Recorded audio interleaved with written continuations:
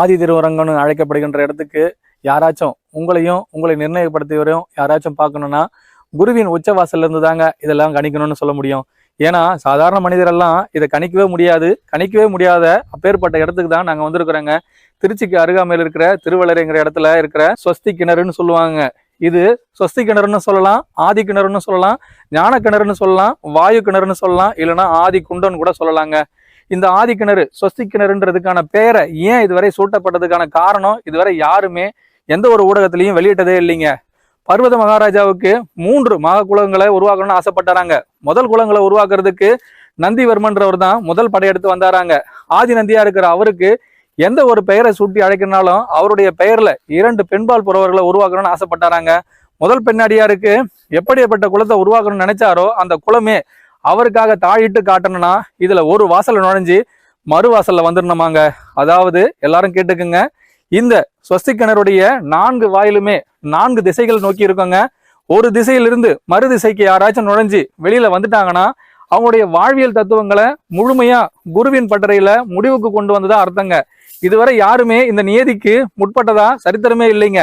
ஏன் இக்காலகட்டத்துல இதற்கான கிணற்றுக்கின் அடையாளம் எதற்காக உருவாக்கப்பட்டது, ஏன் உருவாக்கப்பட்டது, உலகத்தின் மையப்பகுதின்னு கூட சொல்லிக்கிட்டு இருக்காங்க. ஆனா உண்மையான ஞான கிணறு, இதனுடைய பெயரும் சரி இதனுடைய தூண்டுதலும் சரி, உலகியல் வர்த்தனையில 3வது இடத்தை பிடிச்சது இந்த இடம் தான் கூட சொல்லலாங்க. ஏன் 3வது இடம்னு சொல்றோங்க? அப்ப முதல் இடம் 2வது இடம் எதுங்கிறதுக்கு இன்னும் நாங்க சுற்றுமா தாங்க சொல்ல வச்சிருக்கோம். உங்களுடைய ஆதிப்பீடங்கள்ல இருந்து யாராச்சும் ஒருத்தர் உங்களுடைய வாழ்வியல் தத்துவங்களை முழுமையா உணரணும். ஆதி நந்தினா என்ன, நந்தியின் தத்துவம் என்ன, யோக கலையுடைய 8வது தத்துவத்திலிருந்து யாரெல்லாம் முற்பட்டு வருகின்றார்களோ அவர்களுக்கு வேதங்கள் கற்பிக்கிறதுக்கான மிகப்பெரிய பள்ளிப்படமா தாங்க இருக்கு.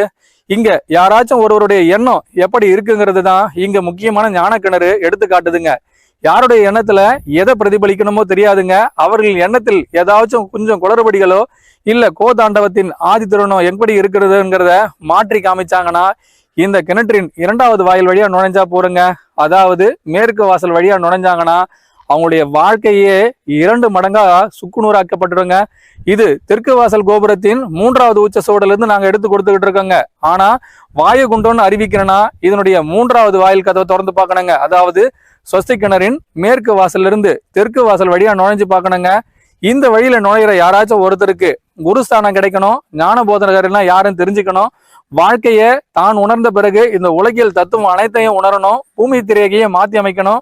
உலகியல் ஞானம்னா என்ன, பிரத்யேக வரலாறு எதை படைக்க வேண்டியது, ஸ்வஸ்திக் என்பதன் பொருள் என்ன, இதனுடைய ஆழ்வி தன்மையை எப்படி உணர்த்தி காட்ட முடியும், ஆளிகள்னா என்ன, யோகம்னா என்ன, ஞானம்னா என்ன, தவம்னா என்ன, பலிப்பீடம்னா என்ன, ஆதி தர்மம்னா என்னங்கிறத எல்லாத்தையுமே இந்த தெற்கு வாசல்ல இருந்து யாராச்சும் ஒருவர் இறங்கி மறுபடியும் அவர் மேற்கு வாசல் வழியா வந்துட்டாங்களோ இல்ல தெற்கு வாசல்ல இருந்து அதே வாசல் வழியா திரும்ப வந்துட்டாலோ அவர்கள் அனைவருக்குமே இந்த பாடம் கற்பிக்கப்படுமாங்க.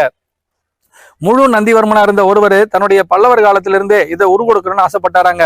ஆனா இதை எப்படி உருகொடுக்கணும்னு நினைச்சாரோ அதனுடைய சுழிமுனைய 2 கடாட்சங்களை உருவாக்கி காட்டினாராங்க. முதல் சுழிமுனைய சூரிய கடாட்சத்துல இருந்தும் 2வது சுழிமுனைய சந்திர கடாட்சத்துல இருந்தும் உருவாக்கினாராங்க.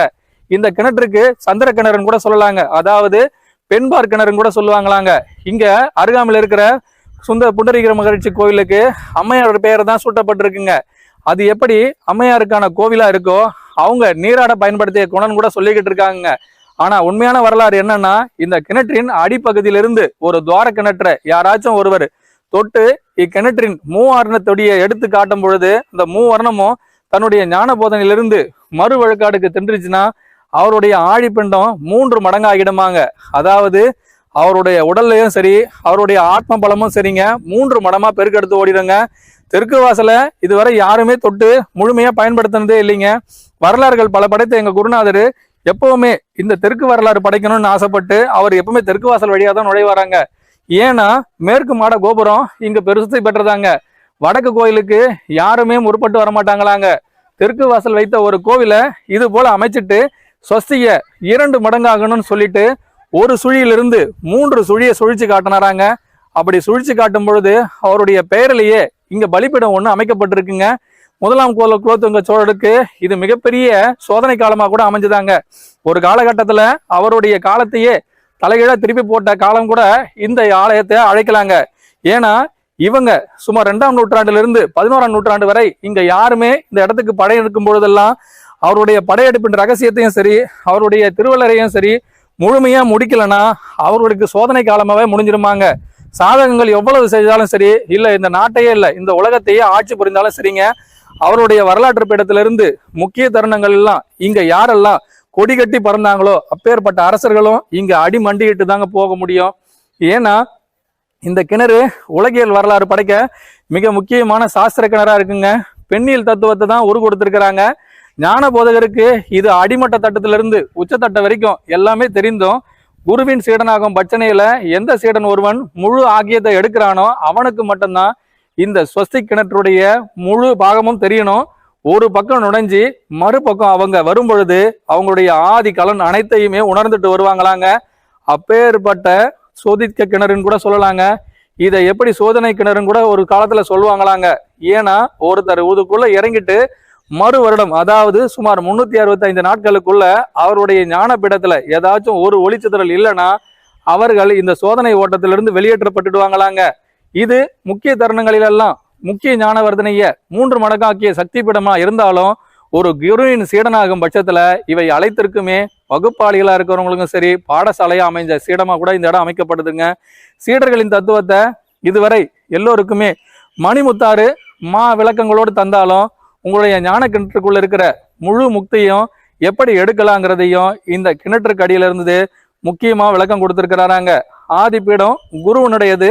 இனி யாரெல்லாம் உங்களுடைய பயணாகதியிலிருந்து வெற்றியை கொண்டாடும் பட்சத்துல எங்களுடைய அரசியல் வாழ்க்கையை எப்படியெல்லாம் மாற்றி அமைக்கணும், நாங்களும் பல பகுப்பாய்வுகளை செய்து குருவின் தத்துவத்திலிருந்து 8 கிணறுகளையும் முடித்து 9வது கிணற்று தாடையில் தொடும் பொழுது குருவின் ஆசனவாயே எங்களுக்கான உச்சகட்டம், அதுவின்றி வேற எதுவும் இல்லை என்று முழுமையான தானம் செய்யும் பொழுது அவர்கள் அனைவருக்குமே இப்பாடசாலை மிகப்பெரிய பாடசாலைங்க.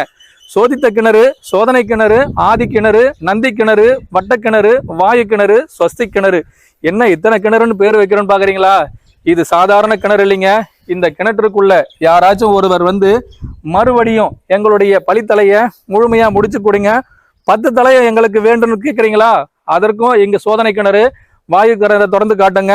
உங்களுடைய ஆதி கிணறை எங்களுக்குள்ள இருந்து பார்க்கணும், நாங்களும் முழுமையா எங்களை உணர வேண்டும்னு சொல்றீங்களா? பிரதான வாயிலிருந்து 8 குடி ஆகணும்னு சொல்றீங்களா? அதற்கும் இவங்க தான் முழு பாத்தியதையா இருப்பாங்கங்க. மூலவர்கள் யாராச்சும் எங்களுடைய மூலவருக்கும் மூலவராகணும், எங்களுடைய அதிபதியாகும் தன்மையை உயர்த்தி கொடுங்கன்னு சொல்றீங்களா? அதற்கும் இங்கே 2 சாமரம் தாங்க கூட்டி தரப்படும். வெற்றிக்கு வித்திட்ட மாயா உலகம்னு கூட சொல்லலாங்க. இந்த ஸ்வஸ்தி கிணறை ஒரு மாய கிணறுன்னு கூட சொல்லலாங்க. ஏன் இதை மாய கிணறுன்னு சொல்றேன்னு நினைக்கிறீங்களா? மறுபடியும் இந்த உலக ரட்சகர்கள் பல பேர் பிறக்கலாம், இறக்கலாம், உலகியல் தத்துவங்களை படைக்கலாம். ஆனா முழு மண்டப வரலாறை படைக்கும் பொழுது இங்கு யாராவது ஒருவர் வந்து என் பெயர் என்னன்னு கேட்டுட்டு மறுபடியும் அவருடைய பெயரும் ஜாதகமும் எப்படி கணிக்கப்படணும்ன்றதையும் தன்னுடைய குருவின் பாதகத்திலிருந்து கேட்கும் பொழுது 3000 மடங்காகட்டும்னு சொல்லி வித்திட்ட செயலை மட்டும் உரு கொடுத்துட்டாங்கன்னா இப்பிறவி இல்லைங்க, எப்பிறவி எடுத்தாலும் சரி, இப்பூமியில எங்க அவங்க பிறந்திருந்தாலும் சரிங்க, இக்கிணற்று அடிவாரத்துல வந்து அவங்க குடிகொள்வது உறுதிப்படுத்தப்பட்டிருமாங்க. நேர்த்தி கடனை செய்யணும்னாலும் சரிங்க, வாயு குண்டத்திலிருந்து யாராச்சும் ஒருத்தருக்கு விடிவெள்ளியா இருக்க வேண்டும், குருவின் சாதகனா இருக்க வேண்டும், பிரதான வாயில திறக்க வேண்டும், சுத்திகரிப்பு அனைத்தையும் குருவின் பிரதானத்திலிருந்து புரிந்து கொள்ள வேண்டும், நீங்களும் உங்களுடைய உத்வேக ஞானத்தின் அதிபதியாக வேண்டும் அப்படின்னு நீங்க நினைச்சீங்கன்னா கூட சரிங்க.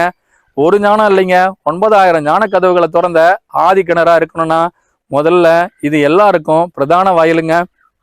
ஆனா நீங்க நேரடியா வந்து இந்த கிணற்றுக்கிட்ட எந்த ஒரு உபவாசம் படிச்சாலும் அதற்கான நேர்த்தி கடன் இங்கு ஒன்றும் பலிக்காதுங்க. குரு என்ற ஒருத்தர் வேணும், குரு இல்லையேல் எதுவும் கிடையாதுங்கிறத முதல் வாசகத்திலிருந்தே புரிந்து கொள்ளணுங்க. ஏன்னா இதுதான் குருவின் விருத்தி மண்டபம்னு கூட சொல்லலாங்க.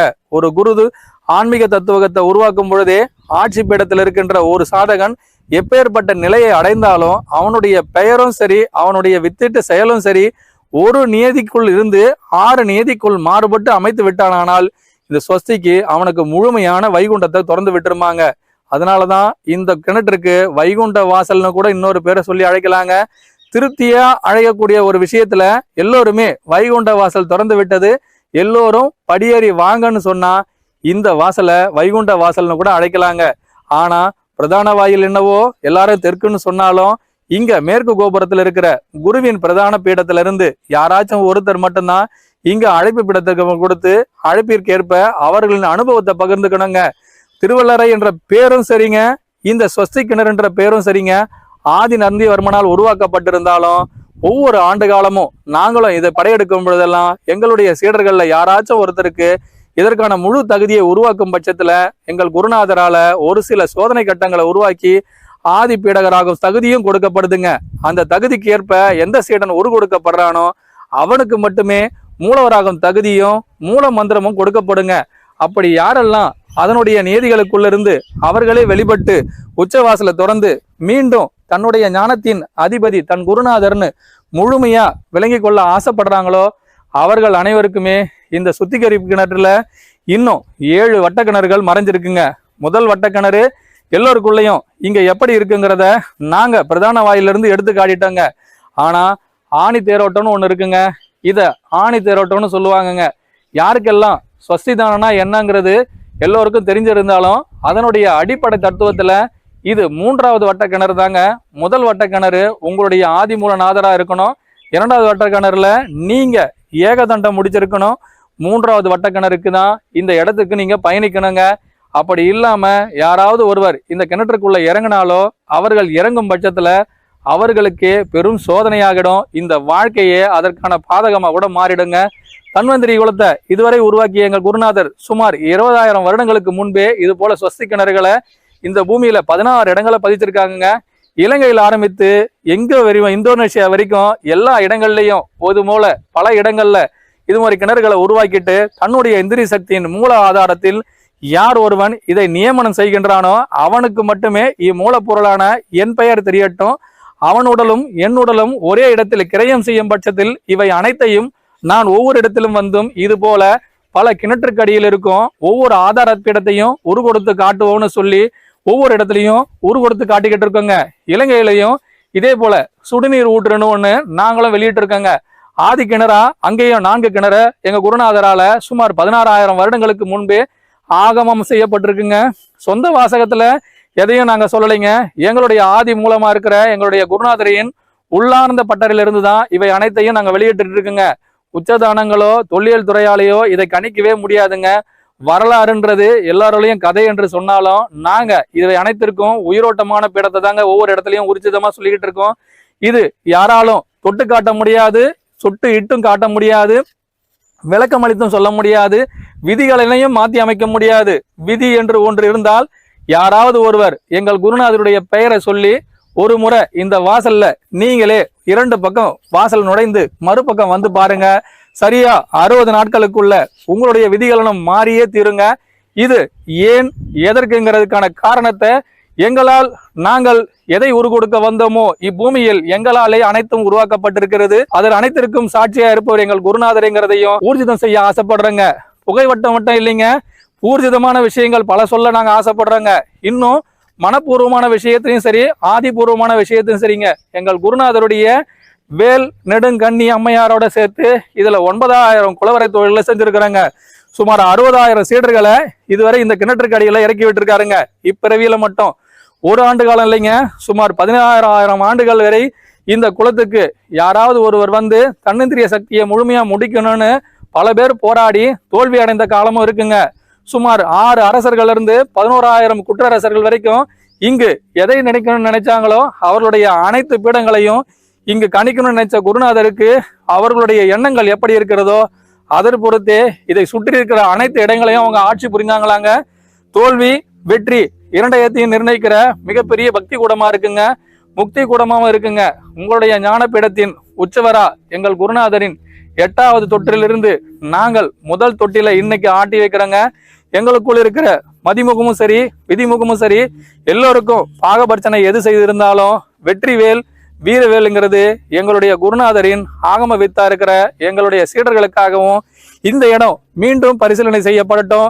எல்லோருக்கும் அதீத வாய்ப்பு இருக்குமானால் அனைவரும் இதில் பங்கேற்கும் வாய்ப்புக்குள் உங்கள் எண்ணத்தில் முழு தெளிவும் முழு ஆகமும் குருவே என்ற எண்ணத்தில் இருந்தா உங்கள் அனைவரையும் நாங்க இந்த பீடத்துக்கு அழைப்புதல் கொடுக்குறோங்க. தெற்கு வாசல் கோபுரம், இது எங்க கோபுரம்னு கேட்காதீங்க, ஸ்வஸ்திதானத்தின் தெற்கு வாசல் மிகவும் பிரசித்தி பெற்ற வாசலுங்க. குருவின் பிரதான வாயிலுங்கிறதால மட்டும் இல்லைங்க, இது 2வது முக்தி வாசல்னு சொல்லாங்க.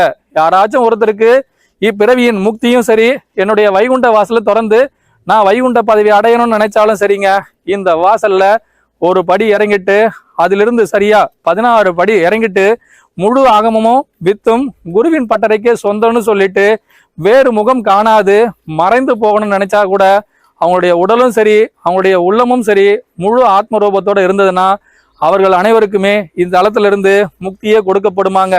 இருகண்ட நாயனாருக்கு இது போல உச்சகட்ட வரலாறுகள் பல படைத்தாலும் இது எங்களுக்கான மிக முக்கியமான உலகத்தின் மையப்பகுதின்னு சொல்லக்கூடிய இடமா இருந்தாலும் சக்தியின் பீடம், ஞானத்தின் பீடம், ஒளியின் பீடம், ஆதி பீடம், இது ஒரு ஆகம சித்தர்களின் பீடம் கூட சொல்லலாங்க. எங்கள் குருநாதர் இதை சந்திர பீடம் கூட சொல்லுவாருங்க. அதாவது இங்க அம்மையாரின் குலக்கரைன்னு கூட சொல்லுவாருங்க. ஏன்னா இது ஒரு பக்கம் முழு முகத்தலையை காட்டினாலும் மறுபக்கத்தை வெகுத்தலையா தான் காட்டி ஆட்சியில 6 பெண்களையும் 7வது தன்னுடைய இந்திரிய சக்தியும் காட்டின ஸ்தலமா இந்த ஆலயத்தை அறிவிச்சிருக்காருங்க. தெற்கு கோபுரத்தோடு எங்களுடைய மூலமட்ட நாயகர் என்றும் வித்திட்டவர் எங்கள் குருநாதர் குரு தவசுதனார் என்ற பட்சத்துல அவருடைய ஆதிப்பீடமா இருந்து இந்த இடத்திற்கும் மீண்டும் ஒரு கொடுத்த எங்கள் குருநாதரே சாட்சின்னு சொல்லி முடிக்கிறோங்க.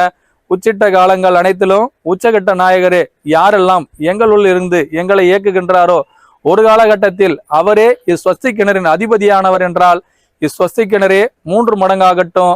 இன்றும் மும்மூலங்களை கழித்த குருநாதருக்கே ஆதி கிணறின் பதிலாக இருக்கட்டும்னு சொல்லி முடிக்கிறோங்க. உற்சவர்கள் அனைவருக்கும் இன்னும் பதிலோட்டங்கள் பல கிடைக்க ஆசீர்வாதம் கிடைத்த குருநாதருக்கு மிக்க நன்றி சொல்லி முடிக்கிறோங்க. குருவே சரணம், குருவடி சரணம், திருவடி போற்றிங்க.